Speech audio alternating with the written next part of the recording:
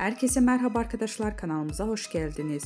Qübsə Özay'ın deniz manzaralı ev benzetmesine Barış Arduç'tan güldüren yanıt. Mutlu evlilikleriyle örnek gösterilen çiftlerden olan Qübsə Özay ve Barış Arduç çifti bu kez esprili açıklamalarıyla gündeme geldi. Özay'ın YouTube programında yaptığı samimi yorum sosyal medyada konuşulurken Arduç da gelen sorular üzerine eşiyle ilgili sözlere eğlenceli bir şekilde karşılık verdi. Özel hayatlarını gözlerden uzak sürdürmelerine rağmen uyumları ve enerjileriyle sık sık gündemde yer alıyorlar. Başarılı oyuncu senarist Qübsə Özay konuk olduğu bir YouTube programında hayranlarından gelen yorumları yanıtladı.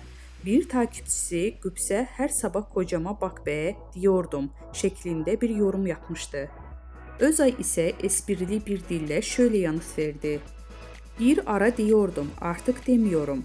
Deniz manzaralı bir evde yaşayınca bir süre sonra denize bakmayıp bırakmak gibi bir şey. Gazeteciler Qübsə Özay'ın bu sözlerini Barış Arduç'a hatırlatında ünlü oyuncu gülerek şu yanıtı verdi. Ne diyorsa doğru söylemiştir benim karım. Vardır bir bildiği.